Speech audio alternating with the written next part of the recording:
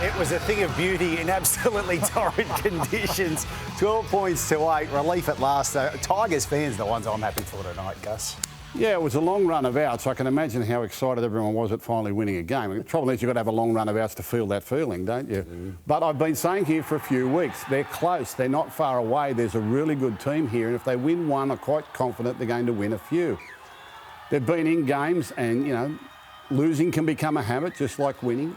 They became a habit of being losers, but they got the conditions to suit the other night. That was upset weather, rainy weather and conditions, and they got Panthers off their game, and they just handled the conditions far better, and it was wonderful to see. I'm happy for them, and I hope they do go on to win some games. I think a successful Tigers team is good for the competition, and the way the competition's so close at the moment, I want to see them compete every week. But I've got to be honest, Penrith blew it.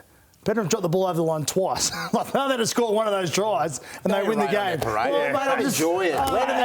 Exactly what I just said. I'm happy for them. I'm actually happy they won a game, and I want to see them go on and win a couple more games. But if I'm being honest, Penrith blew the game. They dropped 2 balls over the try line. Both of them should have scored, and they will score from now on. What about the dressing room? Do you celebrate Christmas? Or you... I'm being honest here. I'm just being honest in the situation. Everyone's very excited for the Tigers. I'm very happy. I'm very proud of them. Well done. And you know what? I'll say this. I'll bring it back. Humbug. You know, if no one was there in that situation, there would have been tries without a doubt, but at least someone was there putting their body on the line to save the try. So well done, Tigers players. Congratulations. I hope you back it up.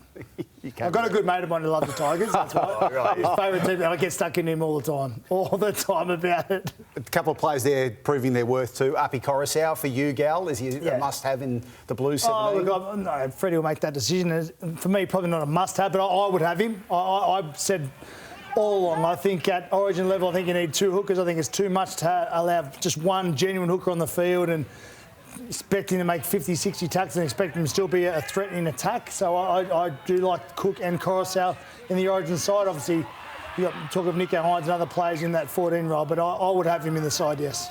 Luke Brooks, you talk about relief for the Tigers, but for an individual player on Saturday night, the amount of criticism that's come his way, Gus, to come out like that. Yeah, look, it's professional sport. It's about winning.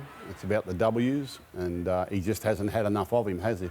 I said here a few years ago that, you know, Luke Brooks is not the problem with the West Tigers, that maybe West Tigers is the problem with Luke Brooks. I thought that he maybe should have changed clubs a few seasons ago. He stuck it out because he's loyal and he wants to be there. He considers himself a Tiger, and he was the one I felt really happy for the other night that they got the victory, and he played real well too.